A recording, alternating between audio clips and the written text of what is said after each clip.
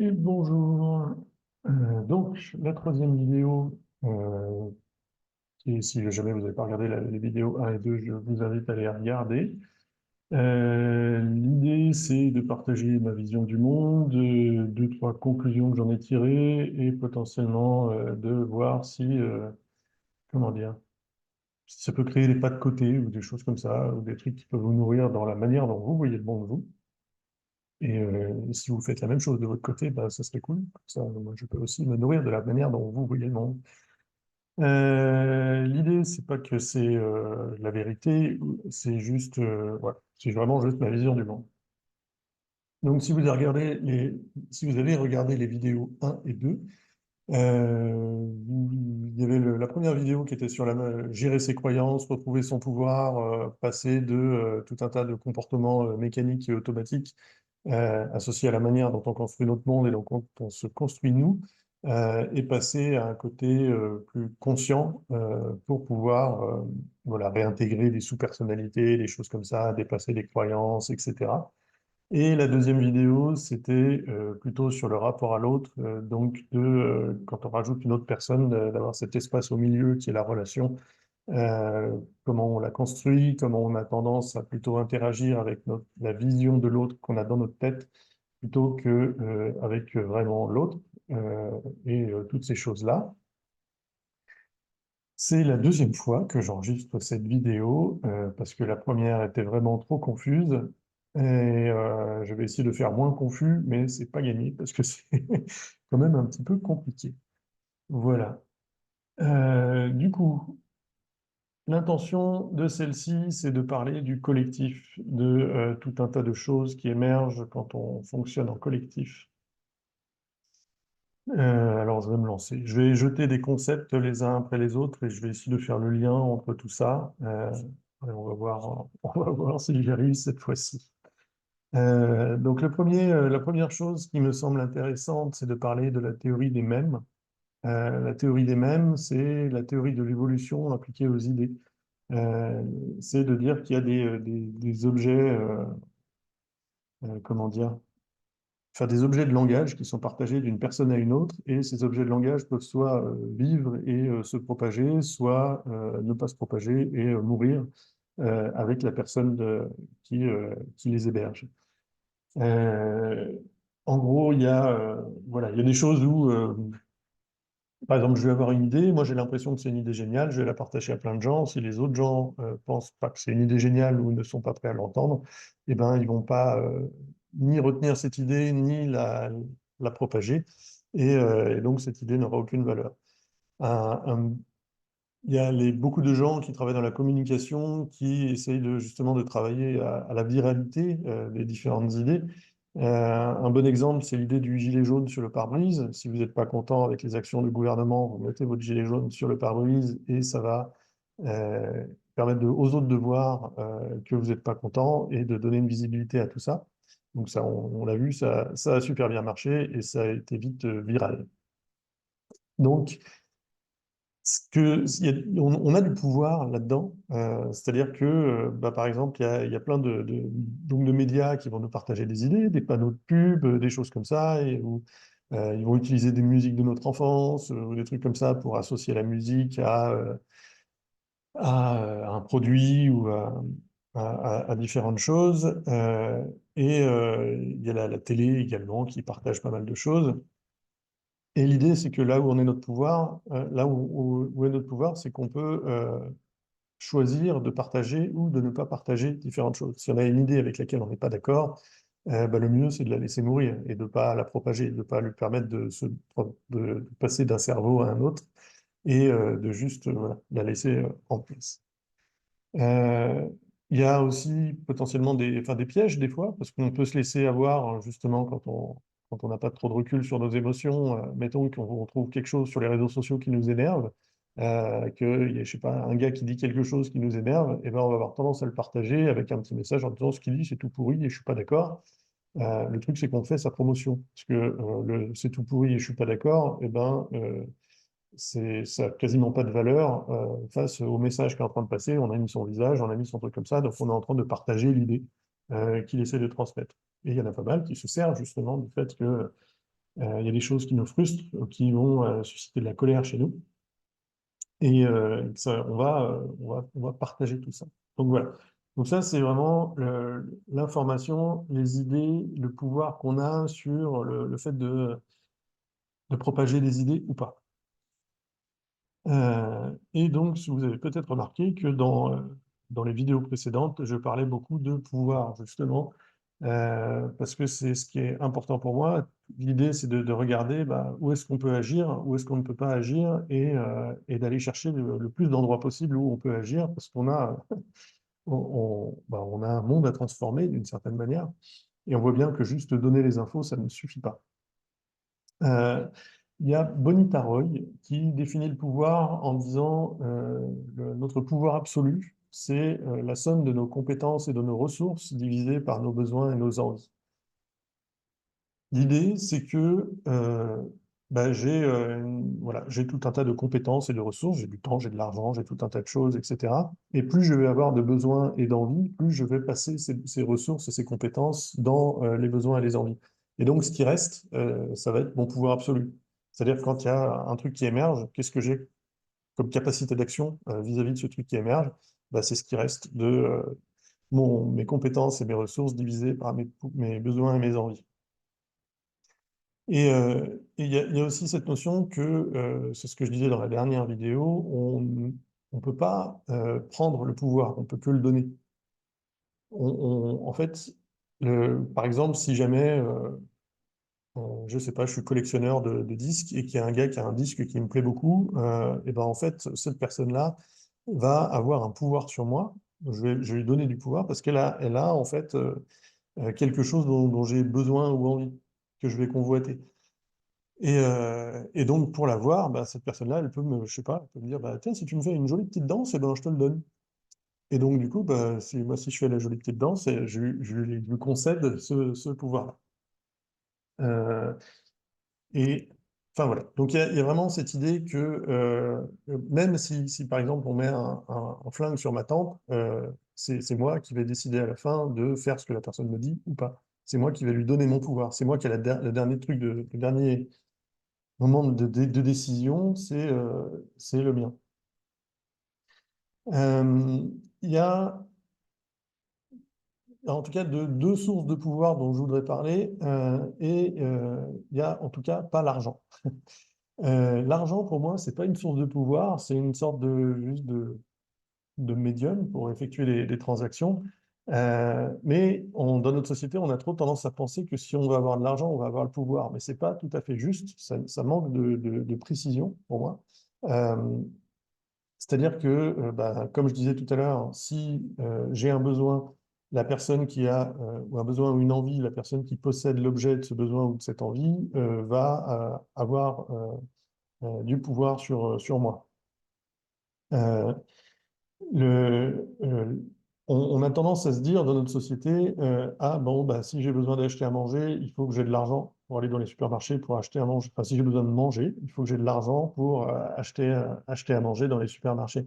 Si j'ai besoin de me loger, il faut que j'ai de l'argent pour payer mon loyer, acheter un appartement, etc. Si j'ai besoin de me déplacer, il faut que j'achète un billet de train, il faut que j'achète une voiture, etc., etc.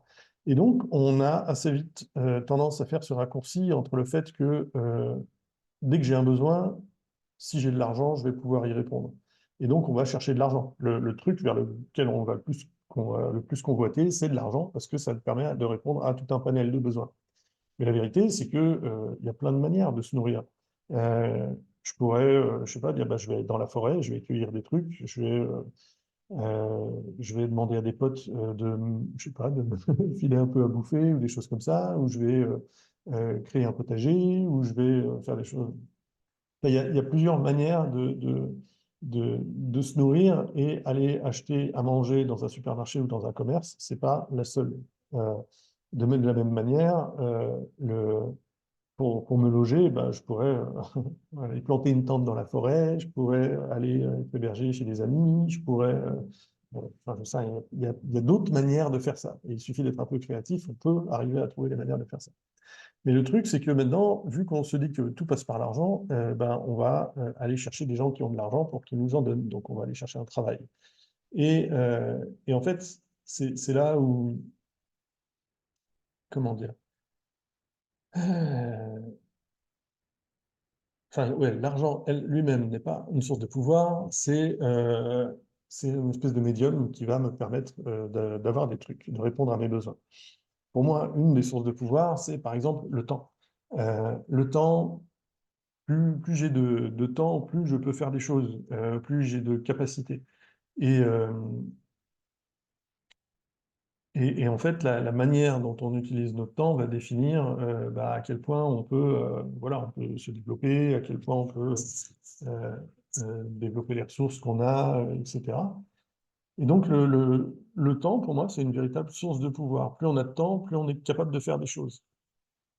Euh, comment on utilise notre temps, c'est ça qui va commencer à jouer sur quel est notre pouvoir d'agir. Par exemple, si on dit, bon, en fait, j'ai pris un boulot à plein temps pour avoir de l'argent, et plus j'ai de l'argent, et plus j'ai envie d'avoir de l'argent, parce que j'aime bien acheter des trucs, et j'aime bien augmenter mon niveau de vie, etc., et plus je vais devoir bosser. Mais quand j'utilise mon temps pour bosser, je vais pas pouvoir l'utiliser pour m'occuper de mes enfants, pour avoir différents loisirs, pour faire des vacances, pour faire des voyages, pour apprendre des choses, etc. Et donc, il y a un choix à faire à ce niveau-là. Il y a un article que j'ai lu récemment qui était intéressant, où il y avait quelqu'un qui recalculait le fait de faire un trajet en vélo. Par exemple, si je décide d'aller à Marseille en vélo, ça va me prendre 4 jours. Et si je décide d'y aller en train, ça va me prendre, je dis vraiment n'importe quoi, 200 euros. Et il disait, mais en fait, si je calcule combien de temps il m'a fallu pour gagner ces 200 euros, le trajet me coûte beaucoup plus que 4 jours. Donc si on revient sur une unité de temps, en fait, on se fait avoir un peu dans l'histoire. Donc il y a tout ce côté, voilà, tout ce côté-là qui est important à prendre en compte. Et il y a également ce sentiment d'urgence qu'on peut avoir, peut-être un petit peu dans notre période actuelle, avec voilà, l'urgence climatique, la disparition de la biodiversité, euh, le- comment dire, la contrainte, enfin notre économie qui se contraint, qui fait qu'on est obligé de faire de plus en plus avec de moins en moins de moyens, donc il faut y aller de plus en plus vite, il faut être plus efficace, plus efficient, courir plus vite, etc. Et du coup, cette notion d'urgence, c'est comme un espèce de voleur de temps, où on dit, en fait, on n'a pas le temps voilà, on n'a pas le temps de ralentir, justement. Il faut qu'on se dépêche, il faut qu'on fasse des trucs, et ça nous enlève notre pouvoir, parce que le fait de mettre cette urgence, ça dit automatiquement, dépense ton temps là-dedans. Dépense pas ton temps dans autre chose, dépense ton temps là-dedans. Et donc, on n'a plus la capacité de décision et la capacité d'utiliser notre temps comme on a envie, parce qu'il faut répondre à cette urgence. Donc là aussi, il y a une espèce de vol de pouvoir quand on nous pose des urgences ou quand on essaie de nous forcer à nous dépêcher. Donc ça, c'est une des sources de pouvoir, le temps. Si on récupère notre temps, si on libère notre temps, si on crée des espaces où on peut choisir ce qu'on fait plutôt que de subir et de répondre à des injonctions ou des choses qu'on nous demande de faire, on récupère du pouvoir sur notre vie, on récupère du pouvoir sur ce qu'on peut faire. Il y a également l'information. L'information, c'est une source de pouvoir, c'est quelque chose qui permet de... En fait, l'information permet d'affiner notre vision du monde. Une fois qu'on a affiné notre vision du monde, on va prendre des meilleures décisions. Vu qu'on prend des meilleures décisions, on va mieux utiliser nos ressources, les ressources disponibles, et on va avoir plus d'impact. Si on a une vision du monde toute pourrite et qu'on prend que des mauvaises décisions, à chaque fois qu'on va prendre une décision, on va avoir que dalle d'impact ou ça va pas donner le résultat qu'on souhaitait, on va être obligé soit de recommencer, soit de réessayer, et ça va nous coûter des ressources. Du coup, plus on a des bonnes informations et plus on a des bonnes expériences et plus on a une vision du monde correcte, et plus on va être en capacité de faire des choses bien. Et il y a aussi une notion d'avance par rapport aux autres. Quand il y a un décalage informationnel, les gens qui en savent plus que ceux qui en savent moins vont potentiellement pouvoir avancer plus facilement dans la société.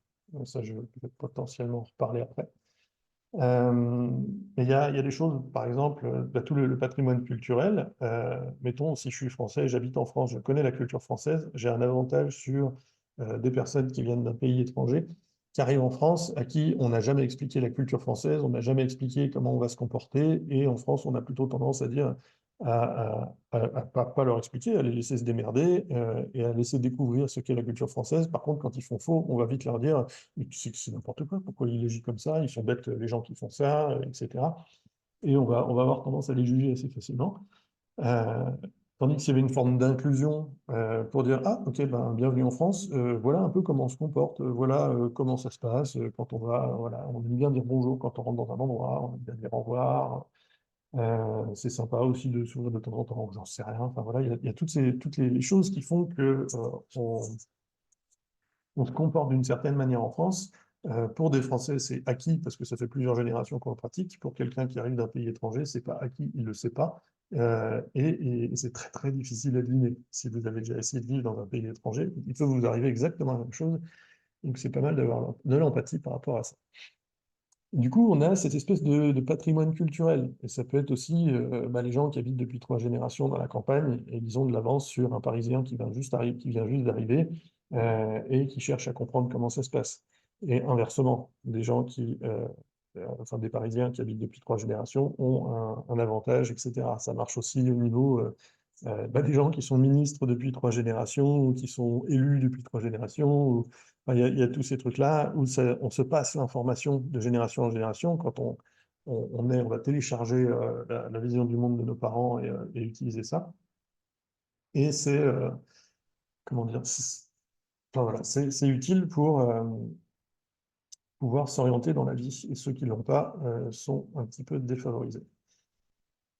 Euh, il y a également la notion de prise de responsabilité.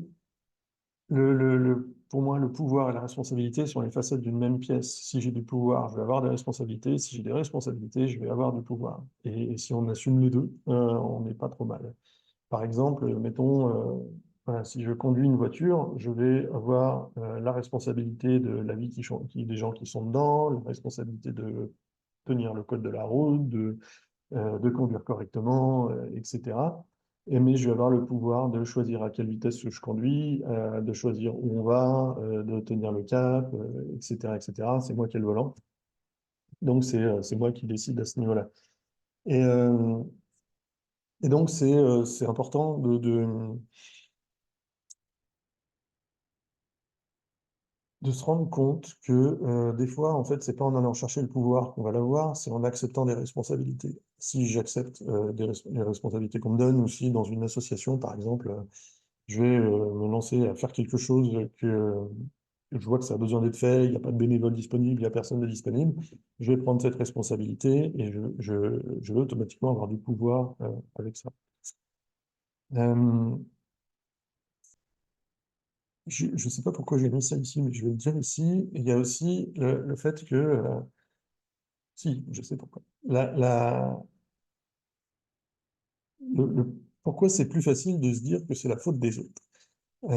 Si jamais, en fait, je suis dans une situation où j'ai pris une décision, le résultat de ma décision ne va pas du tout avec ce que j'avais prévu, genre, voir, c'est une grosse connerie, et ça embête tout le monde, et moi, ça ne va pas du tout, il faut que tout que je recommence, etc.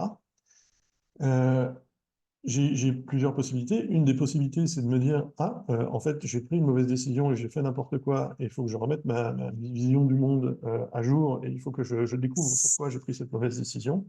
Ça va demander du temps et ça va demander de l'énergie. La solution de facilité et la voie de moindre résistance, c'est de dire, ah, mais en fait, c'est de sa faute, c'est lui qui a été con et il a fait n'importe quoi, parce que j'étais en train de faire un truc, j'étais tout très bien, et l'autre, il m'a dit un truc, et ça m'a complètement déstabilisé, et maintenant, j'ai fait de la merde.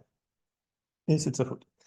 Et donc, s'il m'avait pas déstabilisé, tout serait bien passé. Donc, moi, j'ai rien besoin de voir. C'est lui. Il faut pas qu'il déstabilise les gens comme ça. C'est complètement stupide. Et en fait, quand on fait ça, alors ça peut être avec un gouvernement, ça peut être avec vos parents qui vous ont pas élevé correctement, ça peut être avec votre chef qui prend toujours des mauvaises décisions, quoi qu'il arrive, ça peut être avec votre femme qui a pas fait ce qu'elle était censée faire et du coup, ça vous a déstabilisé. Et c'est pour ça que votre vie, c'est de la merde. Enfin, des choses comme ça. Mais moi, ce que j'aime bien faire, c'est toujours de regarder, de quasiment considérer que je suis responsable de tout. Alors, il ne faut pas non plus se flageller et se juger, Mais ça me permet à chaque situation de dire, OK, bah, où est-ce que moi j'ai eu une influence là-dedans? Et cette influence-là, comment est-ce que je peux changer pour que la prochaine fois, ça se passe différemment?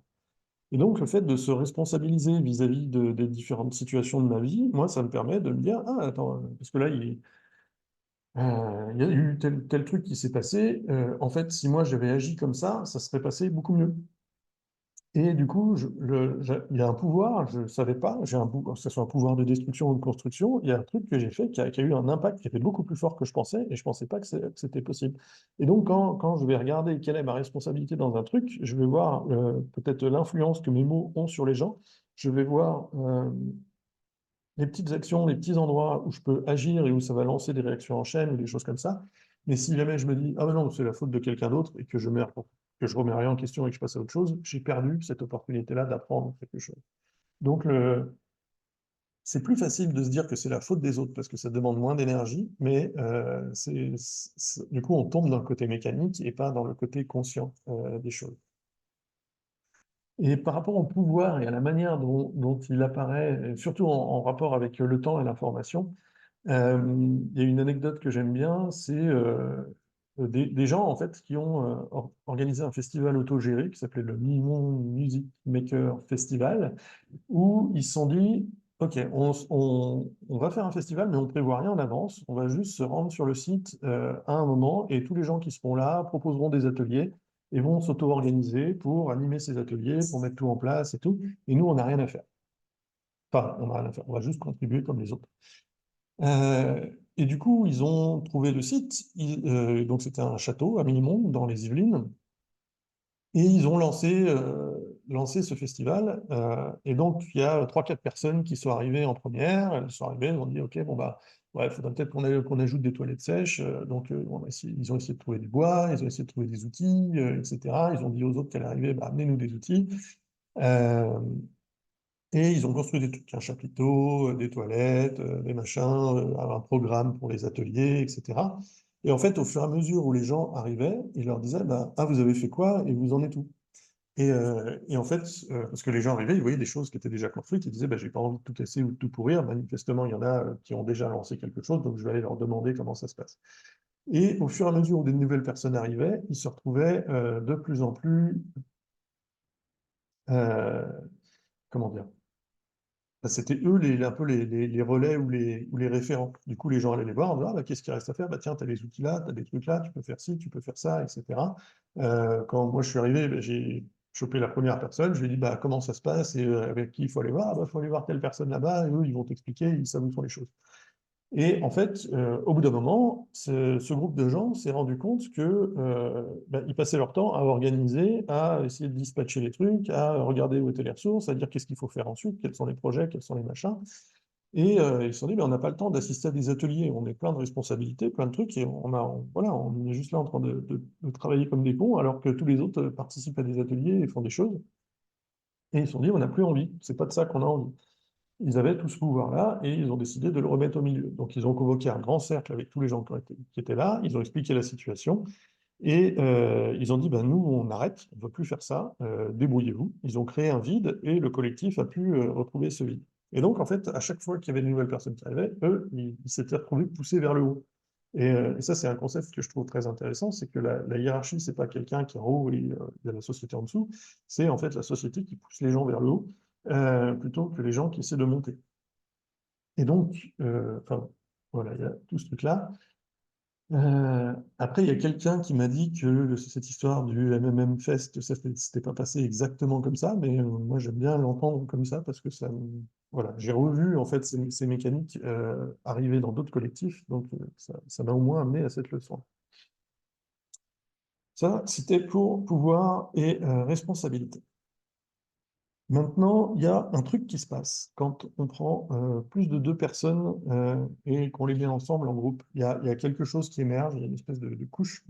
Quand on arrive en collectif, en fait, il y a une nouvelle couche qui est pareille, où il va se passer des trucs automatiques qui vont émerger d'eux-mêmes, qui vont se faire d'eux-mêmes, qui vont avoir un impact sur les gens dedans, qui vont avoir un impact sur les gens dehors, mais que si on ne les a pas conscientisés, ça peut assez rapidement leur venir dans la gueule.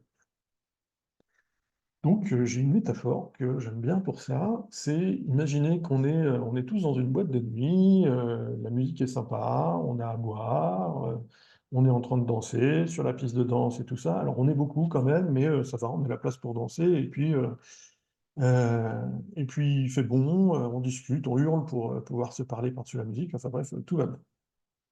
Et d'un seul coup, la musique s'éteint et les lumières se rallument. Alors, non seulement on voit à quel point la boîte de nuit est dégueulasse parce que les lumières se rallument, en plus la musique s'éteint, donc on est comme des fruits au milieu de la salle de la piste de danse, on n'a plus grand-chose à faire. On se regarde un peu, peut-être on va discuter, peut-être il va se passer des choses comme ça. Mais petit à petit, on se rend compte de plus en plus que, bah, on est beaucoup, puis il fait quand même chaud, et puis bon, bah, il n'y a pas grand-chose à faire, voilà, qu'est-ce qui se passe? Il n'y a plus tellement de plaisir à être là, on a plutôt envie de se barrer. Et là, d'un seul coup, il y a une lumière bleue qui s'allume dans un coin, et il y a une voix qui dit pour sortir de la pièce, merci de sortir, de vous diriger vers la lumière bleue. Et mettons qu'au bout de cette lumière bleue, il y a juste une petite porte de 90 centimètres, et que dans la boîte, il y a 2000 personnes. Donc, ce qui va se passer, c'est que tout le groupe va se diriger vers la porte de 90 centimètres et vont s'amasser, s'amasser, s'amasser. Et il y a le débit n'est pas assez suffisant, donc il y a potentiellement des gens qui vont se faire écraser ou qui vont commencer à étouffer et qui vont commencer à avoir du mal à respirer parce qu'ils sont comprimés par tous les gens qui sont autour. Si en plus la voix dit, je sais pas, il y a un feu ou un truc comme ça, dépêchez-vous, ça va être encore pire. Euh, L'idée ici, c'est de dire que, en fait, si moi, je suis dans ce truc-là, que je suis en train de me rapprocher de la porte, mais que je suis en train de me faire écraser et que ça va pas, je peux absolument rien faire. C'est-à-dire que je suis comprimé par le reste des autres gens. Il n'y a personne qui a une mauvaise intention et qui cherche à me comprimer, à me compresser ou à me faire du mal. Mais en fait, les autres, ils sont juste dans leur truc, en train de faire leur truc, et ils réfléchissent pas plus que ça, et du coup, ça me comprime. Même si les gens qui sont autour de moi se disent, oula, il y a cette personne-là qui ne se sent pas très bien, il faudrait qu'on fasse quelque chose, on va essayer d'arrêter de le comprimer. Eux, ils vont se faire comprimer par la couche au-dessus. Même si la couche au-dessus se rend compte du truc, il y a encore la couche au-dessus, la couche au-dessus, la couche au-dessus, la couche au-dessus. Et du coup, malgré toute la bonne volonté de chacune des personnes qui est là et aucune envie de faire du mal à qui que ce soit, le collectif va se retrouver à tuer des gens au milieu. Et en fait, le truc, c'est que ça arrive dans les entreprises, avec des gens qui font des burn-out, ça arrive enfin, dans plein de situations, ça arrive même, alors sans tuer des gens, mais ça arrive, par exemple, pour les inégalités sociales, où le collectif va nous voler notre pouvoir, on va nous empêcher d'agir. C'est-à-dire que si, mettons, mettons que vous soyez une femme ou que vous soyez un étranger, et à chaque fois que vous voulez faire quelque chose. Par exemple, vous voulez louer un appartement et ah oui, oui, bah, il n'y a pas de souci, vous pouvez louer l'appartement. Ah, attendez, vous êtes un étranger? Bah non, finalement, vous n'allez pas pouvoir louer l'appartement et que toute la société vous renvoie ça sans arrêt. Et donc, ça va vous comprimer, ça va vous empêcher en fait c'est à différents niveaux et de différentes manières, mais c'est pas, ça retire le pouvoir des gens ou ça empêche aux gens d'exprimer leur pouvoir.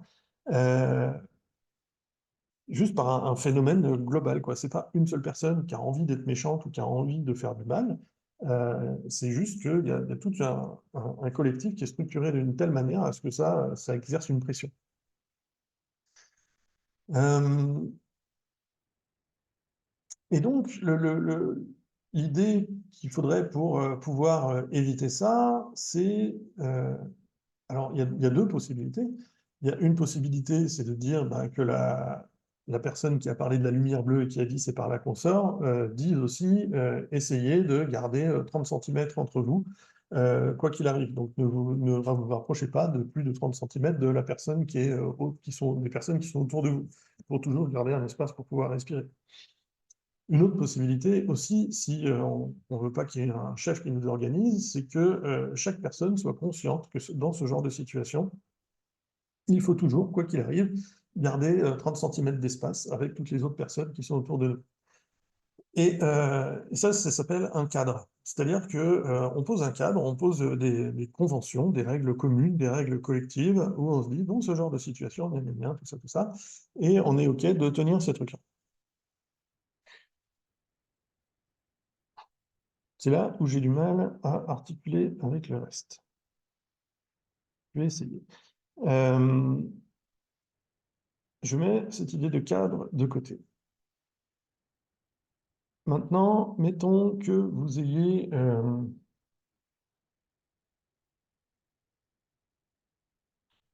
mettons que vous ayez une idée. Vous vous levez un matin, vous dites, tiens, j'ai une idée qui va changer le monde, ça va être trop super, je pense qu'il y a un besoin, et si je lance ce truc-là, il y a moyen que je me fasse plein de thunes.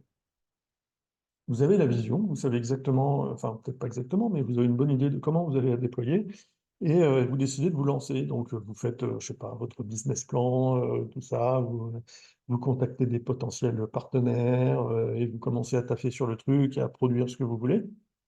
Au bout d'un moment, vous dites, bah, il faut que je fasse de la comptabilité, j'aime pas tellement la comptabilité, j'y connais rien et j'ai pas envie d'apprendre. Je vais demander à une personne qui peut faire la comptabilité pour moi.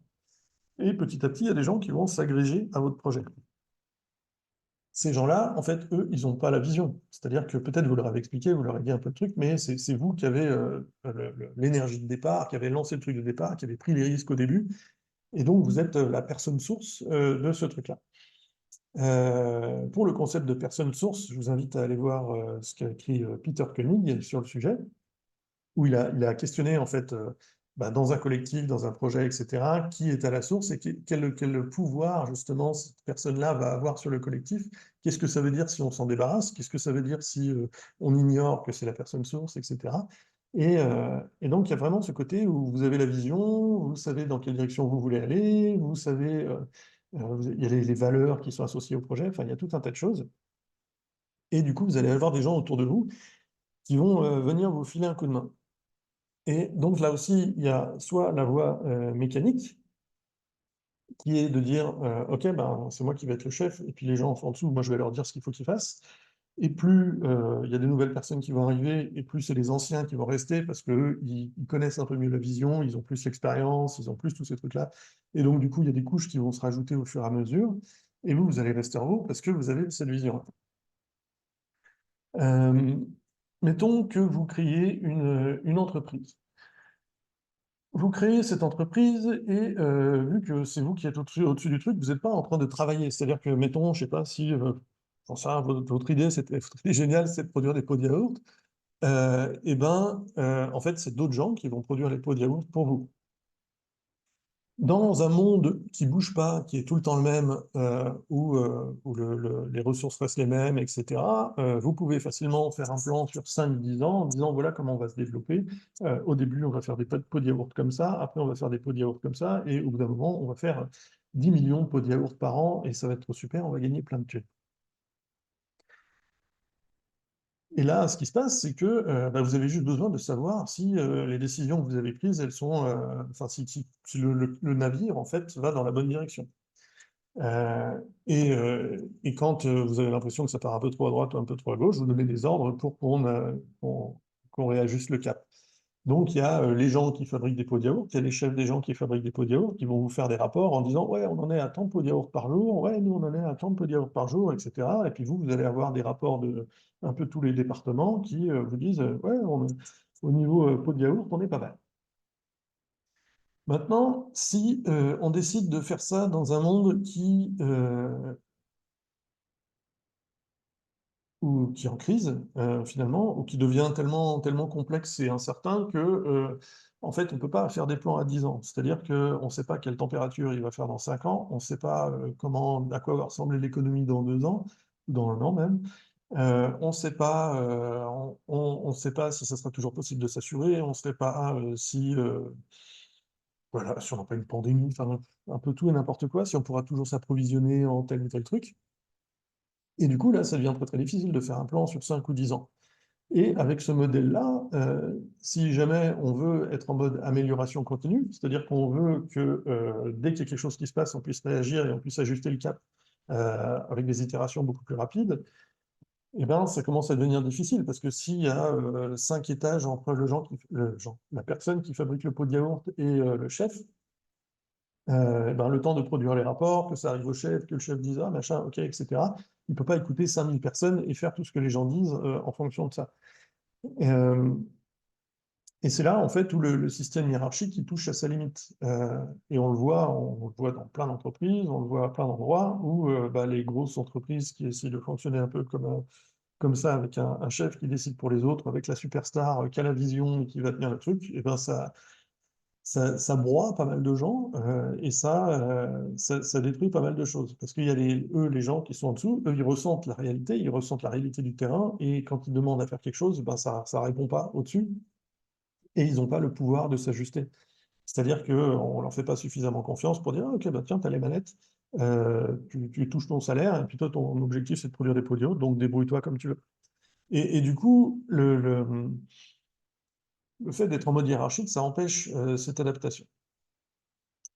La voie plutôt plus consciente, peut-être plus, comment dire, c'est finalement de donner les capacités aux gens qui sont sur le terrain et qui ressentent le terrain d'agir directement. Donc c'est de leur redonner un petit peu de pouvoir. Et là, on arrive dans des modèles plutôt horizontaux, où, du coup, si on dit, ben, en fait, il n'y a pas de chef et chacun doit s'organiser, et à la fin, tous ensemble, on va produire des pots de yaourt et on va produire tant de pots de yaourt, ça nécessite de s'organiser un peu différemment. C'est-à-dire que il y a, alors enfin, la métaphore que j'aime bien, c'est de dire en mode hiérarchique, il y a un bus avec un chef qui conduit le bus et les autres qui sont en passager et qui font ce qu'ils ont à faire, etc. Mais par contre, ils maîtrisent pas le cap, la direction, la vitesse, des trucs comme ça. Et c'est le chef qui gère tous ces trucs-là. Et en mode de gouvernance partagée, ben, on est plus sur des gens avec des vélos où chacun a son vélo, chacun maîtrise le cap et peut faire des petits ajustements de cap sur son guidon et peut gérer sa vitesse, et peut gérer là où il en est, etc., en fonction de ses ressources, de sa réalité, etc. et tout. Et voilà, va avancer peut-être à son rythme, mais du coup, c'est un petit peu différent. C'est-à-dire que si on prend... alors, il y a le modèle de gouvernance cellulaire, il y a la constitution de gouvernance cellulaire que je mettrai en lien aussi, qui a un slide qui est intéressant justement sur bah, qu'est-ce que ça veut dire d'être chef, quelles sont les responsabilités et les redevabilités qui vont avec le fait d'être chef, comme par exemple bah, avoir la vision et la partager, prioriser les différentes actions, répartir les ressources, décider quand il faut embaucher quelqu'un, etc., etc. Et cetera. Et qu'est-ce que ça veut dire en fait quand on enlève le chef et qu'il faut remettre ça sur le collectif? Et donc, c'est là où il y a justement, comme dans la boîte de nuit, où il faut que chaque personne soit consciente de quelque chose, ou qu'il y a des règles partagées, il faut qu'il y ait ce cadre. Et ce cadre, c'est à la fois une vision qui donne la direction en disant, OK, bon, on est tous en vélo, on essaye d'aller à Paris, on veut être à Paris pour jeudi, voilà, à partir de là, démerdez-vous. Donc chacun utilise ses ressources, utilise ses trucs, a son vélo, son machin, et va se débrouiller pour atteindre la vision le mieux possible. Après, on peut se faire des moments où on se rejoint avec nos vélos, ou peut-être qu'on va rouler en nuée, etc. Puis on va regarder les gens qui sont autour pour s'assurer qu'on roule correctement, enfin bref. Mais il y a cette idée-là. Il y a également la notion de définir les différents rôles, c'est-à-dire de dire, bah, en fait, je ne vais pas rentrer dans les concepts de gouvernance partagée. Si ça vous intéresse, je vous invite à regarder ce que c'est. Euh, il y a juste un truc qui est important, c'est la gestion par tension. La gestion par tension, ça va amener en fait ce concept d'amélioration continue et d'adaptation à l'environnement et à ce qui se passe. C'est-à-dire que chaque personne va, mettons, tiens, je suis dans le rôle commercial ou tiens, je suis dans le rôle support, et les commerciaux n'arrêtent pas de vendre des formations, mais on n'a pas les supports de formation qui vont avec. Donc moi, dans mon rôle support, ça crée une tension, et je vais exprimer cette tension en réunion pour dire, écoutez, là, je peux pas faire ce que vous me demandez par rapport aux redevabilités, je peux pas les remplir parce qu'on est en train de me rajouter des trucs qui vont pas.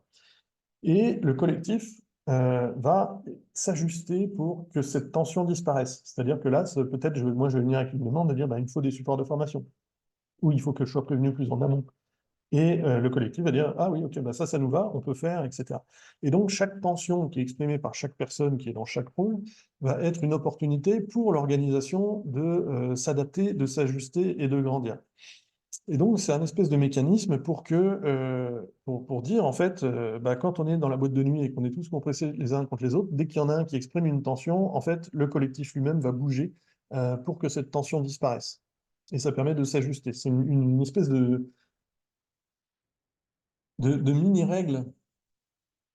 euh, Enfin, c'est oui, des règles collectives, un cadre collectif qui permet d'éviter qu'on écrase des gens à l'intérieur.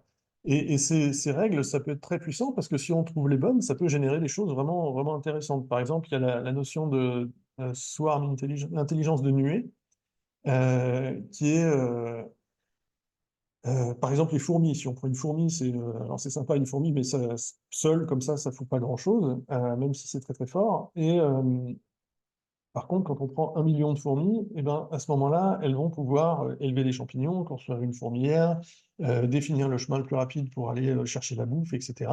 Et en fait, tous ces trucs-là, le fait de, par exemple, définir le chemin le plus rapide pour aller chercher la bouffe, c'est quelque chose que les algorithmes n'arrivent pas à faire. C'est-à-dire, au niveau informatique, on a du mal à avoir la puissance de calcul qu'il faut. Mais elles, en fait, il y a tellement de fourmis et par un système d'essai-erreur, elles vont trouver le chemin relativement rapidement et avoir tout un système qui va se mettre en place parce qu'il y a 1 million de fourmis qui essaient de faire le taf avec une règle. Il y a 2 règles très très simples que je ne me souviens plus, mais qui permettent en fait d'arriver à ce résultat et de faire émerger quelque chose d'assez puissant. Euh, donc du coup, voilà, il y a la hiérarchie et le fonctionnement horizontal. Et le fonctionnement horizontal, enfin, la gouvernance partagée, non seulement ça permet que les gens retrouvent un peu confiance en fait dans ce qu'ils veulent faire, enfin, qu'ils aient plus confiance dans l'organisation parce qu'ils ont un peu plus de pouvoir dans cette organisation, et même s'ils ont plus de responsabilités, mais en même temps, l'organisation elle-même est capable de s'adapter beaucoup plus facilement à son environnement et à ce qui lui arrive. C'est-à-dire que s'il y a quelqu'un qui voit venir le truc en disant, écoutez, là, on perd des clients, le marché est complètement en train de changer, de se transformer, etc., et ça génère une tension en moi parce que si, parce que ça, et bien à ce moment-là, il va ramener la tension à l'intérieur, il va dire, qu'est-ce qu'on fait? Et là, le truc va pouvoir s'adapter. Si jamais c'était un chef, il aurait dû potentiellement créer un espèce de business plan ou de truc pour convaincre le chef que ça vaut le coup, que on a un business case là-dessus, enfin que ça va bien, etc., etc. Et du coup, ça permet de générer un équilibre dynamique avec l'environnement. Donc l'équilibre dynamique, c'était ce truc quand il y a un système en fait qui est dans un système plus large. Enfin, non, c'est pas. Ce que je Donc, je ne vais pas rentrer dans les notions d'homéostasie et de trucs comme ça. C'est plus, en gros, de dire je suis dans une pièce, je commence à avoir trop chaud, je vais enlever des vêtements, je commence à avoir trop froid, je vais remettre des vêtements. Et je vais m'adapter à l'environnement. Pour une entreprise, une organisation ou un collectif d'humains, c'est la même chose. Si jamais il y a quelque chose qui se passe à l'extérieur, ben, il va falloir qu'on s'adapte et qu'on évolue et enfin, voilà, qu'on mette des choses en place pour s'adapter. Euh, Donc, du coup, on a un groupe d'humains qui se met à travailler ensemble. Donc, il y a soit la voie de la hiérarchie ou soit la voie horizontale, mais c'est un peu pareil. Enfin, c'est pas un peu pareil, mais c'est pour ce que je vais dire là, ça va arriver. C'est pas que ça. Enfin, bref. Euh, mais du coup, quand il y a un groupe d'humains qui travaillent ensemble, ils vont développer une certaine quantité d'informations, ils vont développer une certaine culture, des pratiques, des choses qu'ils font ensemble, des choses qui vont, comment dire, des manières de faire, etc., etc. Et ils vont peut-être au début, bah, s'ils sont deux, trois, ils vont juste se les dire. Ensuite, s'ils sont une vingtaine, ils vont dire, OK, bah, il faut qu'on écrive un document avec la vision pour que tout le monde soit au courant. Il faut qu'on écrive des règles de fonctionnement, de comment, je sais pas, comment on utilise la cuisine collective, etc., etc. Et ils vont poser tout ça. Et petit à petit, en fait, ils vont cristalliser toutes ces infos à travers des textes, à travers des trucs. Et ces règlements, enfin, ces règlements bah, au niveau du pays, ça devient des lois.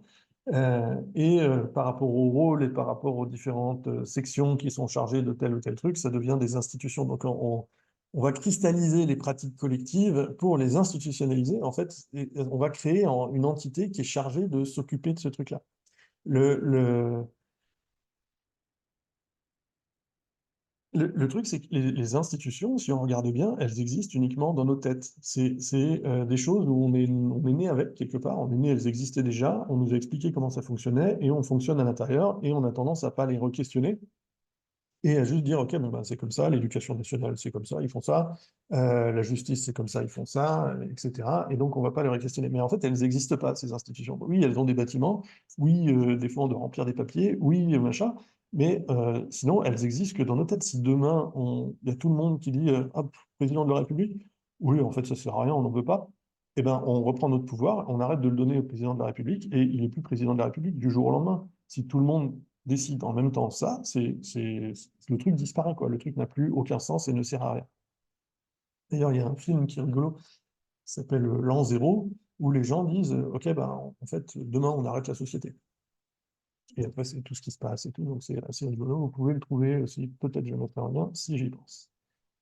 Mais du coup, on va cristalliser ces pratiques collectives. On va créer cette culture où on décide tous ensemble, en fait, de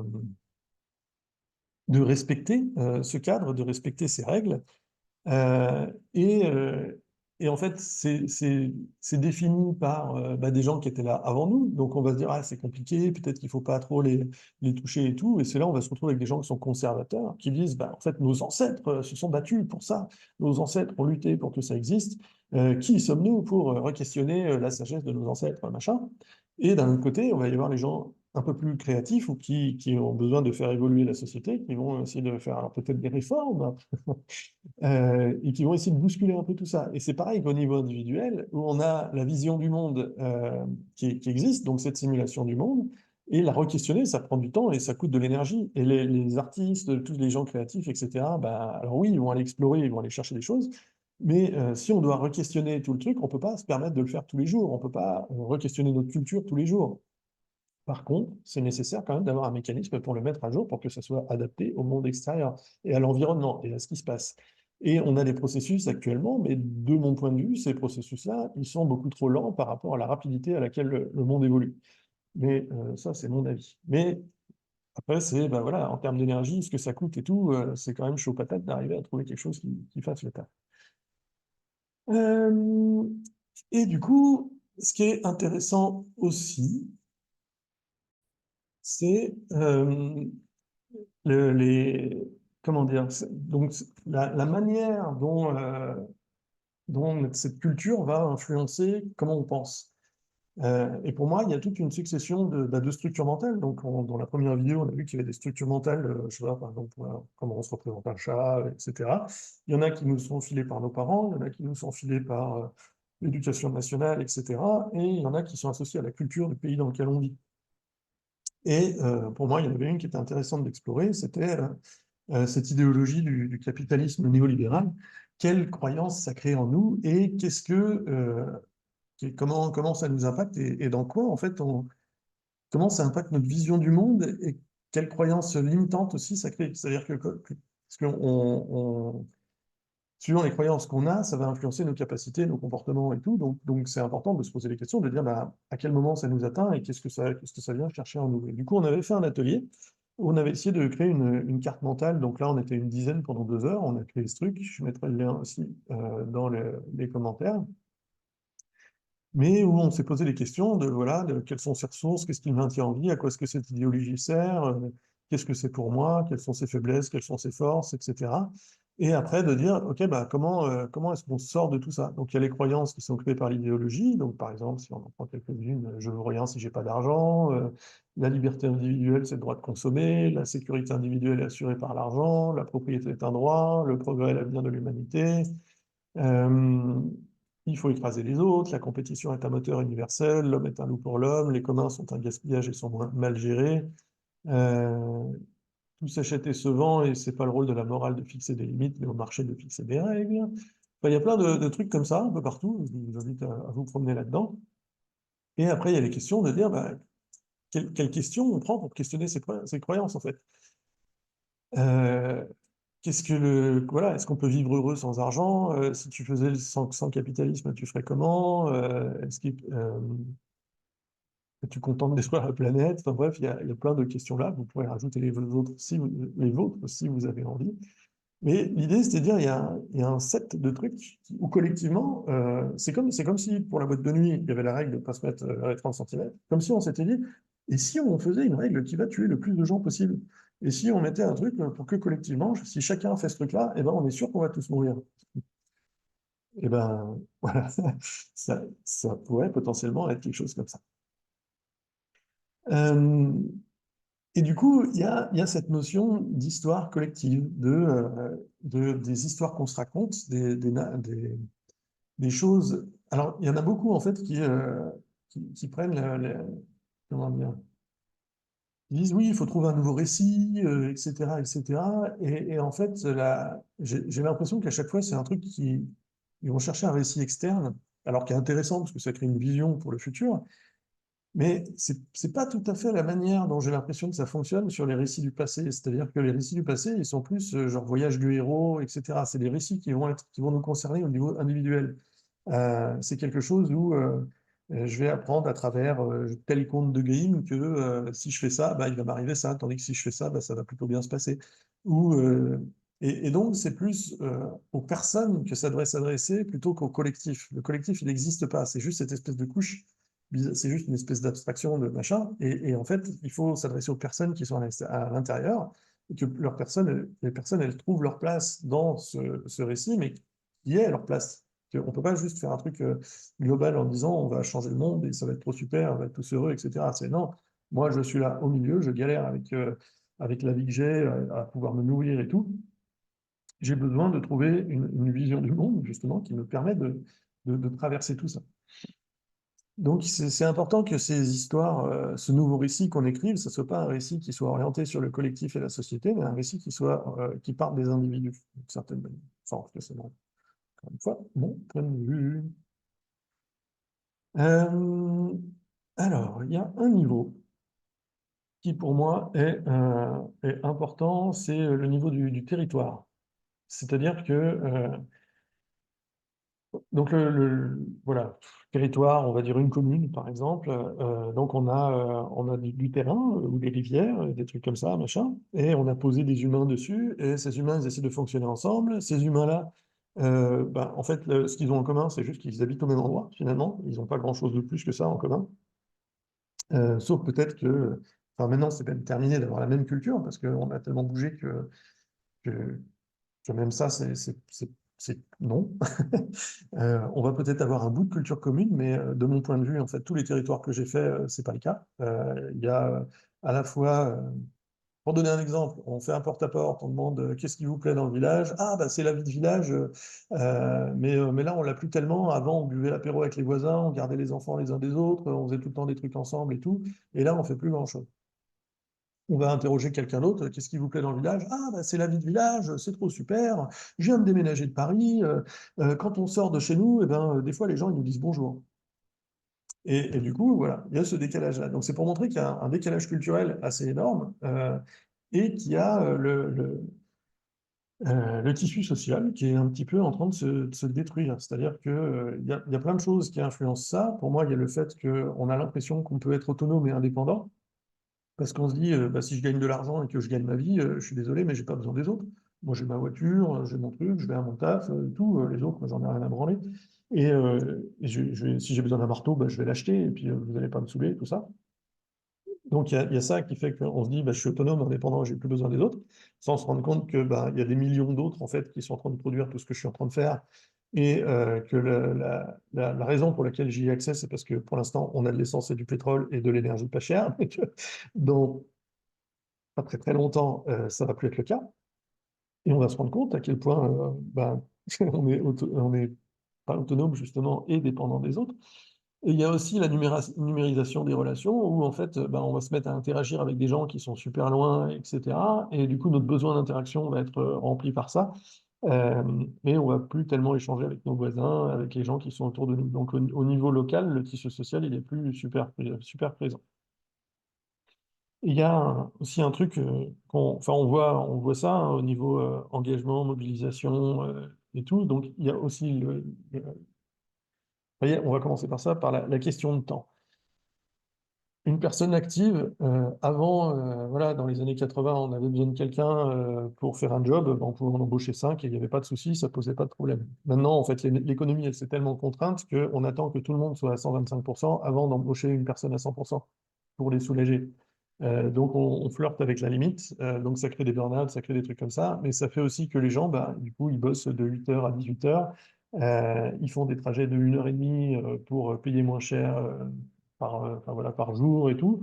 Et donc leur vie se tourne, gravite pas mal autour de leur boulot. Et quand ils sont pas au boulot, ben, ils vont aller un peu plus loin pour aller se promener dans la nature, pour essayer de se recharger un maximum. Ou ils vont s'occuper de leurs enfants, aller chercher leurs enfants à l'école, les ramener de l'école, enfin bref. Donc il y a toutes les personnes actives, quelque part, elles sont assez souvent perdues pour la patrie quand on commence à parler d'association et d'engagement au niveau du collectif.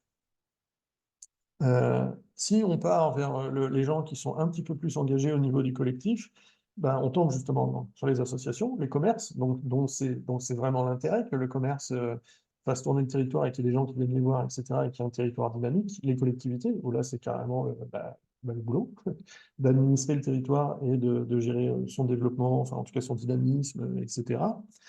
Et si on va dans l'autre sens, eh ben, il y a les personnes qui ont pas, qui ont du mal à être actives et qui sont un peu en mode j'arrive pas à gérer ma vie, je me sens pas capable d'aller vers le collectif, je me sens pas légitime, j'ai honte, etc. Et qui du coup vont pas contribuer aux associations, etc. Parce qu'ils ont d'autres problèmes à gérer qui leur prennent vraiment voilà, tout leur charge mentale. Enfin, toute leur capacité mentale. Quoique, on a vu aussi des fois que c'est dans les quartiers prioritaires, etc., où il y a le plus de convivialité parce que eh ben, les gens sont ensemble, ils s'entraident, ils se soutiennent, ils se rendent compte qu'ils ont besoin des autres, justement, parce qu'ils sont. Enfin, c'est même pas qu'ils sont autonomes et qu'ils ont besoin d'être autonomes, c'est juste que voilà, ils se rendent service, ils se connaissent, ils savent qu'ils peuvent compter les uns sur les autres, et forcément, ça coûte beaucoup moins cher, donc c'est tout bénéfice pour tout le monde. Du coup, on a tous ces trucs-là. Chacune de ces personnes, chacun de ces étages a différents intérêts. C'est-à-dire que, par exemple, les commerces, leur intérêt, ça va être de se développer, de développer leur activité ou ne serait-ce que de survivre. Les associations, ils vont avoir telle ou telle passion, ils vont se donner telle ou telle mission. Ça peut être des associations dans le social, ils vont dire, bah, nous, on s'est donné comme mission qu'il n'y ait plus personne qui dorme dehors sur notre communauté de communes ou sur notre territoire. Il y en a d'autres, ça va être, bah, nous, on veut préserver les papillons. Enfin, il y en a d'autres, bah, nous, on veut jouer au volet, etc. Et tous ces acteurs-là, c'est des groupes d'humains, en fait, qui vont dans une certaine direction, qui ont une certaine vision, qui ont certains intérêts. Et des fois, ces intérêts, ils vont rentrer en conflit parce ils vont avoir besoin des mêmes ressources. Ou parce que, ben voilà, peut-être que, je sais pas, la mairie distribue des subventions et qu'il y a une association qui va avoir les subventions et pas l'autre. Donc ça va créer des jalousies, ça va créer des trucs. Et ces associations ne se parlent pas tout le temps, elles sont pas tout le temps en lien, du coup, des fois, elles n'ont pas de visibilité, ça va créer des animosités et des conflits, et contribuer en fait à plutôt, voilà, à pas aider le dynamisme du territoire, mais alors que on pourrait booster enfin, ça se fait sur certains territoires, on pourrait booster la coopération, juste en montrant qu'ils ont potentiellement, ils peuvent mutualiser sur plein de choses, ils ont certains intérêts en commun, ils peuvent s'entraider, il y en a qui ont la ressource, l'autre qui ont le besoin, enfin, etc. Sur le territoire, on a également une couche une couche du territoire qui est muette, c'est le vivant. C'est tout ce qui est euh, voilà, les animaux, la faune, la flore, etc. Ça fait typiquement partie dans la boîte de nuit, en fait, c'est le truc qui se fait écraser, qui meurt silencieusement, où personne n'y pense, où personne n'entend hurler, où la souffrance, elle est même pas exprimée. Et c'est voilà, des forêts qui crament, des rivières qui s'assèchent, des poissons qui meurent dans les rivières parce que les rivières sont asséchées, etc. Mais ça, c'est pas des trucs qui vont se défendre ou qui vont hurler ou qui vont signaler qu'il y a quelque chose qui va pas, etc. Là, on a vraiment pas de signal du tout. Enfin, pas de signal dans le sens, à part de voir des trucs qui meurent devant nous, mais on n'a pas le signal de douleur. Euh, c'est ce truc cet exemple par exemple voilà, Si je mets ma main sur une plaque chauffante, je vais ressentir la douleur, je vais l'enlever. Si moi, je prends la main de quelqu'un, je lui mets sur une plaque chauffante, je ne vais pas ressentir la douleur. La seule manière de ressentir la douleur, c'est parce que la personne va hurler, etc. Et ou va me, ou va me mettre des coups, et elle aura bien raison. Euh, et donc, du coup, je vais l'enlever. Si jamais on est dans une entreprise ou dans ce truc de la boîte de nuit, etc., où c'est en fait quelqu'un qui prend la main de quelqu'un qui prend la main de quelqu'un qui prend la main de quelqu'un qui prend la main, qui la met sur la plaque chauffante, avant que la douleur remonte jusqu'à la personne qui est à l'origine de cette souffrance, il peut se passer des choses. Et genre, l'autre peut assez largement mourir. Et en fait, le truc, c'est que la souffrance qui est ressentie par le vivant, il n'y a personne qui la ressent. Il n'y a personne qui hurle et il ne se débat pas, le vivant. Il est juste en train de se faire défoncer. C'est comme, tu vois, un enfant sourd-muet, j'en sais rien. Enfin, ouais. Mais l'idée, c'est sur le territoire, en fait, il y a cette couche-là qui est nécessaire à la vie et qui passe inaperçue d'une certaine manière, malgré le fait qu'il y en ait de plus en plus qui cherchent justement des manières de faire rentrer le vivant. C'est même pas faire rentrer le vivant, c'est de juste se rappeler qu'on fait partie de ce vivant-là et que notre mode de communication, ben, il est bien, mais il met beaucoup de gens de côté. Et que du coup, il faut pouvoir reconnecter avec, avec cette couche-là du territoire et créer, pareil, un équilibre dynamique. Donc, ouais, qu'on ressente en fait ce qui se passe au niveau du vivant pour pouvoir l'intégrer à la prise de décision et que les tensions du vivant puissent être ressenties dans nos structures. Ça. Ensuite, on a donc ce qui se passe au niveau du territoire et de la commune, il y a la manière dont on est structuré avec nos institutions. Il y a un truc qui est quand même assez puissant et difficile à décortiquer. Déjà, il y a alors le concept d'élection municipale. La manière dont je le résume, moi, c'est en fait, on va prendre tous les gens qui ont envie de se bouger pour leur territoire, qui ont à la fois le temps, l'envie, etc., qui sont motivés. On va créer deux équipes. On va leur dire, foutez-vous sur la gueule. L'équipe qui gagne, on lui donne le pouvoir, elle a le droit de décider. L'équipe qui perd, on va la mettre dans la même pièce et on va lui demander de mettre des bâtons dans les roues de l'autre et d'être en opposition à tout ce que l'autre fait. Du coup, ne serait-ce que les élections, même si à la fin, en fait, ils arrivent à avoir un conseil municipal et un truc où ils arrivent à bien s'entendre et discuter de manière intelligente, etc. En fait, les campagnes municipales, les campagnes d'élection, elles créent tellement de blessures collectives qu'il y a des associations qui explosent, il y a des conseils citoyens qui sautent, il y a tout un tas de choses qui se passent où on n'est plus du tout, mais plus du tout dans l'intérêt de la collectivité, on est dans l'ego et on est dans des gens qui se fritent et qui essayent d'avoir le pouvoir, en fait, pour pouvoir, même si toutes leurs intentions sont bonnes en disant, ah ben nous, on a un programme qui va bien pour la commune, etc., mais d'abord, il faut qu'ils gagnent. Et donc, d'abord, il faut qu'ils défoncent tout le monde. Donc, il y a ce truc-là. Et après, il y a le rôle qu'on donne aux élus. Euh, quand, mettons, voilà, je suis élu dans une commune de 2000 habitants et tout ça. D'un seul coup, les gens vont, c'est comme s'ils me mettaient sur un piédestal. Ah, ben voilà, toi, t'es monsieur le maire et tout, machin. Et tu as 2000 personnes qui vont regarder tout le job que tu fais. Et dès que tu fais quelque chose d'un peu pourri ou dès que tu fais une erreur, ils vont te sauter dessus et te tomber dessus. Et même des fois, il y en a, ils n'ont pas besoin d'attendre que tu fasses une erreur. Ils vont te tomber dessus régulièrement en disant, mais c'est pas possible ça. Pourquoi vous avez fait ça? Mais ça, c'était pas nous, c'était la mandature d'avant. Oui, mais c'est quand même complètement pourri. Je vais venir tous les jours et je vais vous le dire. Donc ça ne met pas forcément en confiance par rapport aux trucs qu'ils sont censés faire. Donc, ils déploient des mécanismes de défense vis-à-vis de ça. Un mécanisme de défense, par exemple, c'est de dire, bah, OK, on a un programme, on a été élu sur ce programme.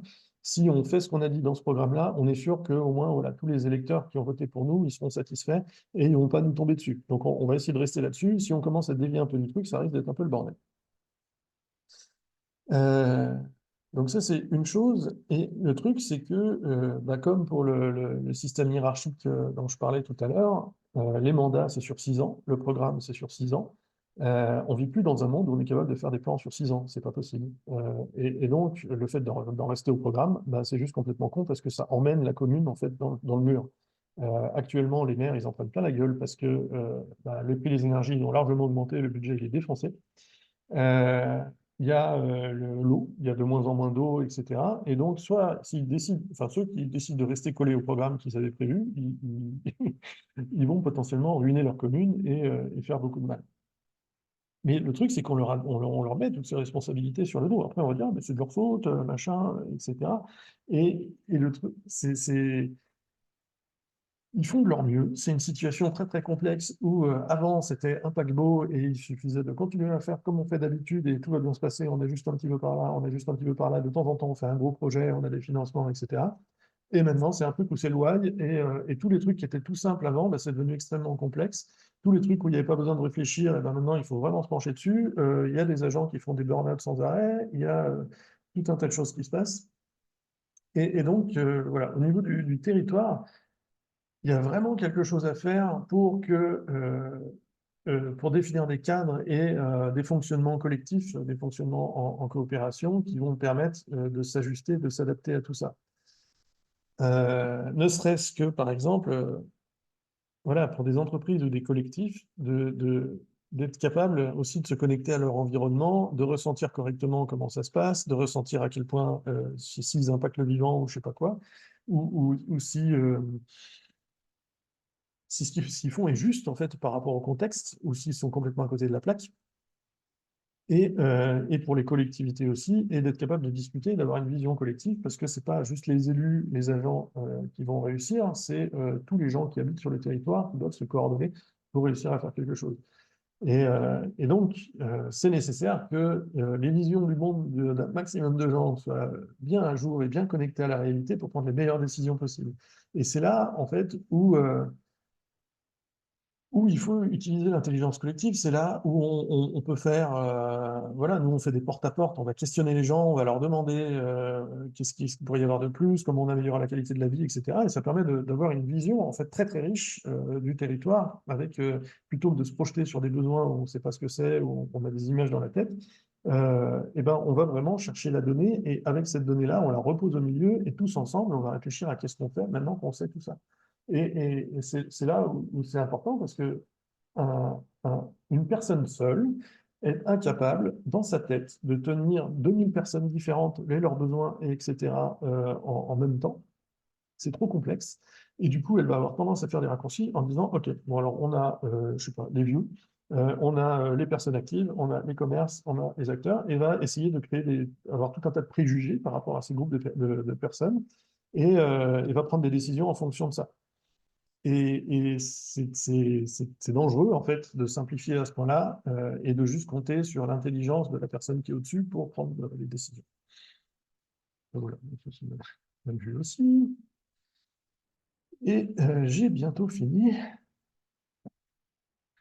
Euh, donc là, je voulais parler consommation d'énergie. L'idée, c'est, bah, en fait, moi, en tant qu'être vivant, je pompe de l'énergie dans mon environnement pour vivre. Si à un moment ou un autre, j'ai moins d'énergie que ce qu'il me faut pour vivre, je vais mourir. Euh, Tranquille. Si j'ai pas assez à manger, si j'ai pas assez à boire, tout ça, si je ne vais plus produire l'énergie nécessaire au fonctionnement de mon organisme, je vais mourir. C'est la même chose pour une structure collective, pour un groupe je sais pas, un groupe qui travaille sur un jardin partagé. Ils vont faire ce qu'il faut pour maintenir le jardin partagé, etc. Si au bout d'un moment il y en a trop qui partent, ou si ça devient trop gros pour eux, eh ben, le collectif va se dissoudre parce qu'ils vont pas y arriver. Une entreprise qui gagne pas assez de sous, parce que pour l'instant c'est le critère qui permet de définir tout ça, eh ben, elle va pareil, elle va couler, etc., etc. Dans la nature, c'est pareil. Il y a des organismes. Ces organismes, ils vont pomper l'énergie de ce qu'il y a autour. Un chevreuil, ça va manger de l'herbe ou, enfin, ou des feuilles, ou je sais pas, et des végétaux. Et c'est ces végétaux qui vont lui permettre d'avoir suffisamment d'énergie pour grandir. Les végétaux, pour grandir, ils ont besoin de l'énergie du soleil, des minéraux, de tout un tas de choses, etc. Et ils vont le pomper dans leur environnement immédiat. Et en fait, donc, il y a cette espèce de chaîne. Le truc, c'est que dans la nature, quand il y a un système qui, qui pompe de l'énergie, c'est suffisamment bien foutu pour que ce système-là, la manière dont il va l'utiliser, la manière dont il va restituer l'énergie, ça va être bénéfique pour le reste de l'écosystème. C'est-à-dire que je sais pas, bah, un chevreuil qui meurt, il y a plein d'asticots qui vont arriver, etc., qui vont se faire bouffer. Enfin, c'est suffisamment géré pour que rien ne soit perdu, que vraiment tout soit réutilisé, bénéficie au reste, etc. Et ça grandit. En fait, le truc, c'est que avec, il y a des espèces de spirales vertueuses qui font qu'avec un petit bout de truc de lumière du soleil et un petit peu d'eau, et ben en fait, il y a toute l'écosystème qui va s'organiser pour en tirer le maximum possible, voire plus que le maximum. Donc ça génère des dynamiques où, je ne sais pas, par exemple, il y a Paul Kraffel, je mettrai le bouquin en lien aussi. Dans son bouquin, il explique que voilà, à chaque fois, ça va augmenter les possibilités pour l'écosystème. Lui, il travaille sur l'érosion des sols, et donc il essaie de comprendre comment on arrive à empêcher l'érosion des sols. Il s'est rendu compte que bah, il ne peut pas se mettre au niveau du torrent, parce qu'il n'arrive pas à arrêter un torrent avec ses petites mains. Par contre, s'il remonte le torrent, qui va à l'endroit là où il a du pouvoir, et qui fait des petits barrages pour éviter que toutes les petits ruisseaux se rejoignent et fassent un gros torrent, et qui met enfin, il met des petits barrages comme ça, il se débrouille pour que l'eau stagne.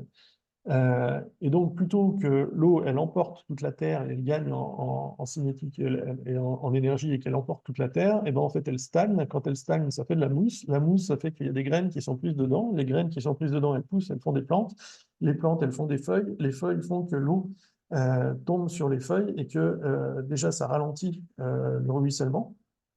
Et ça permet que l'eau qui a été amenée par le climat, etc., enfin par le cycle de l'eau, on va dire ça comme ça, puisse bénéficier à toutes les espèces qui sont là, etc. Et en même temps, ça fixe le sol. Et donc, ça, c'est une spirale vertueuse. Lui, il a juste à mettre un petit bout de bâton et pouf, ça, ça grandit direct dessus, quoi. La vie prend le relais, d'une certaine manière. Nous, on pompe l'énergie et c'est tout.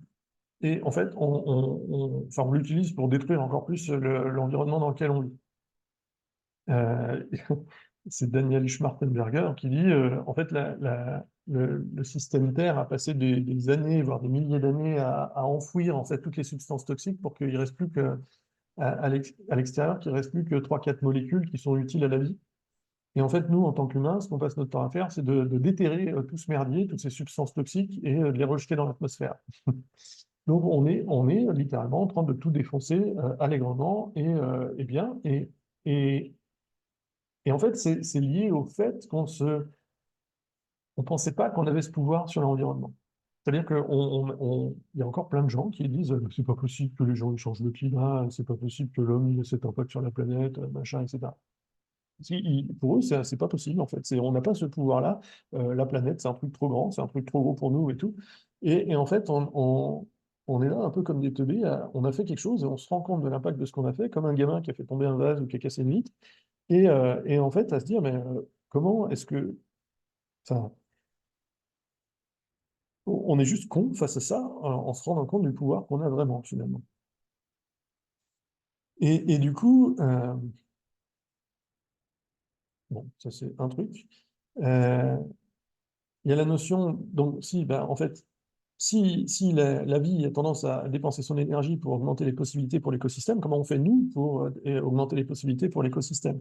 Et, et- et généralement, donc si on part encore sur cette voie mécanique où on fait des trucs machinalement, où on reste dans notre zone de confort, où on va essayer de pas trop réfléchir, où on va laisser les automatismes agir à notre place, etc. C'est la voie de moindre résistance. C'est facile, c'est ce qui se fait automatiquement. Et en fait, il faut qu'on arrive à dépasser ça et des fois à se mettre des coups de pied au cul pour dire ah, attends, je vais quand même juste conscientiser ce que je suis en train de faire là, me demander pourquoi je suis en train de le faire et voir si je peux pas faire autre chose qui est peut-être un peu mieux. Par exemple, il y a des gens, ils bossent dans des entreprises qui vont contribuer à la destruction de l'environnement. Bon, bah, peut-être qu'ils peuvent faire autre chose, peut-être qu'ils peuvent réfléchir à autre chose, peut-être que ces entreprises-là peuvent s'orienter vers quelque chose qui ne détruit pas l'environnement. Euh, il y a tout un tas de manières, et c'est que des automatismes, c'est-à-dire que les gens qui vont cherchent l'appréciation des autres, on leur a dit, ah, bah, si tu achètes un iPhone, tout le monde va t'apprécier, tout ça. Enfin, on dit pas forcément un iPhone, voilà, mais, c'est pas que j'ai un iPhone, mais c'est que le smartphone est quand même un outil utile d'une certaine manière. Mais, je sais pas, des boucles d'oreilles, des habits qui coûtent super cher, des trucs de luxe, des machins comme ça, bah ça c'est pour répondre en fait à un automatisme qui est à l'intérieur, à une peur intérieure que les gens nous rejettent, que les gens nous acceptent pas, qu'on nous trouve pas beau, que machin, etc. Une fois qu'on a travaillé ça sur nous, on se dit ah bah, en fait j'en ai rien à branler et les gens qui m'acceptent comme je suis, et ben c'est ceux-là qui vont être mes amis et c'est pas ceux qui cherchent à ce que je donne une image ou que je mette un truc comme ça. Enfin, bref. Et du coup, on prend le problème à la racine et on arrête de faire les choses automatiquement. Euh, Après, c'est bah, du coup, quand on choisit déjà de ne pas faire de la merde, après, il y a comment est-ce qu'on utilise nos pouvoirs pour transformer les choses. Pour moi, je vois trois manières. Il y a le fait de bloquer, c'est-à-dire de dire, OK, bah, si la plupart des gens prennent la voie de moindre résistance, comment est-ce qu'on peut rajouter de la résistance pour qu'ils décident de ne pas passer par là? Et en disant, bah, si tu vas par là, tu vas voir, ça te fera vachement moins mal au nez ou tu vas dépenser beaucoup moins d'énergie pour un résultat qui va peut-être être meilleur. Et donc, on peut décider d'utiliser, alors même des fois, c'est en faisant pas grand-chose, c'est juste en se mettant quelque part. Par exemple, je peux me mettre à un endroit et ça va générer de la résistance, les gens pourront plus passer, et du coup, ils vont passer ailleurs, et hop, c'est comme si je mets mon pied dans l'eau ou un truc dans le style, et l'eau va circuler ailleurs, et c'est relativement simple à mettre en place. Et il suffit de trouver l'endroit où juste, par cette action-là, par ce blocage, on va, nous seuls, réussir à faire quelque chose, mais si on est 10 ou 20, on peut aussi faire quelque chose. On peut faire quelque chose d'un peu plus gros. Donc il y a ce côté de rajouter de la résistance, il y a le côté d'enlever de la résistance pour ceux qui font des choses bien, donc de voir, bah, ça peut être d'aller voir les élus, les gens qui font des projets bien, etc., de les soutenir, de leur faire un petit massage, de leur dire merci, de tout ça, de leur fournir des ressources et tout. Et il y a aussi la manière bah, de ne rien faire. Donc si des fois, de ne rien faire, c'est une action et c'est quelque chose qui peut être utile. Donc, on va ni soutenir ni bloquer, mais on va dire, bah non, moi, sur ce coup-là, je ne veux pas contribuer à ça ou je veux pas faire quoi que ce soit. Il y a aussi, donc par rapport à ce sentiment d'urgence, c'est important qu'on ralentisse, c'est-à-dire qu'on prenne le temps, qu'on arrête de se dire, qu'on utilise ce temps qu'on a réussi à libérer en conscientisant tout un tas de choses, en se créant des créneaux qui permettent de faire un peu ce qu'on veut, et qu'on l'utilise pour créer du sens, c'est-à-dire c'est un peu comme plus on va vite, plus ça crée des œillères. C'est comme un truc de ski nautique. Par exemple, quand on est derrière le bateau et qu'il nous tire à fond, bah, en fait, on flotte sur l'eau et on va super vite et on voit pas grand-chose. Mais dès qu'il s'arrête, en fait, on coule et on redescend dans l'eau et on peut regarder autour de nous et on a beaucoup plus de capacité à comprendre où on est et ce qui se passe. Et il faut qu'on crée des espaces, en fait, pour créer du sens. Il faut qu'on ait des espaces où on va s'arrêter, on va dire, hop, hop, hop, attendez, plus personne ne bouge. OK, on est où? On est en train de faire quoi? On va vers quoi? Et est-ce que c'est vraiment ça dont on a envie? Et ça peut se faire en famille, ça peut se faire dans des entreprises, ça peut se faire dans des associations, ça peut se faire dans les villages, ça peut se faire à peu près n'importe où. Et c'est de se poser des questions, de dire, attendez, je suis désolé, mais là, la direction qu'on prend, c'est, est-ce que c'est vraiment ça dont on a envie? Ou ça peut être de creuser un sujet, de dire bah, comment est-ce qu'on a envie d'accueillir les étrangers dans notre village? Comment est-ce que, on a envie de se répartir les ressources qui sont générées par notre entreprise? Comment, enfin voilà, il y a plein de trucs comme ça, mais de prendre ces moments de création de sens pour sentir, ressentir ce qui se passe autour de nous et ajuster le cap en fonction des trucs. Et pour ça, il y a un truc qui est important, c'est justement ce cadre. C'est Google qui a fait une étude où ils expliquaient que le cadre de sécurité psychologique, c'est un élément de coopération nécessaire, indispensable, enfin, pour booster la coopération, en fait. Et la manière dont Joran Brewer l'explique, lui, je mettrai le lien aussi, c'est en fait, au jour le jour, quand on se promène dans la rue, etc., on utilise nos ressources pour nous protéger. Voilà, ça peut être se protéger des vannes, ça peut être vigilant sur ce qui se passe autour, ça peut être se protéger des gens qui disent des trucs méchants, de qu'est-ce qu'on pourrait penser de nous, de gérer un peu nos peurs, nos machins qui restent là, etc. Et toutes ces ressources-là, en fait, on les utilise pour se protéger. On a tout un tas de mécanismes qui permettent de se protéger. Quand on crée un atelier facilité en intelligence collective, on va créer un cadre, on va essayer de créer le cadre de sécurité psychologique le plus solide possible pour que les gens, à l'intérieur de ce cadre, se disent « Ah ben, j'ai pas besoin de me protéger ici ». Et ça va libérer tout un tas de ressources, et ces ressources-là, ils vont pouvoir les utiliser pour le collectif. Donc, apprendre à créer le cadre nécessaire et suffisant pour sortir de l'intelligence protectrice, c'est très important. Et ça va permettre de focaliser l'énergie sur, voilà, sur le collectif plutôt que pour se protéger et créer des barrières. Euh, Il y a le côté se rendre compte d'avoir un peu d'empathie aussi pour les gens à qui on va demander, on va changer le monde des gens, en fait. On va transformer la société, on va transformer la manière dont ça fonctionne. Et de toute façon, si on ne le fait pas, ça va se faire tout seul. Donc le changement, il va arriver, que ce soit voulu ou subi.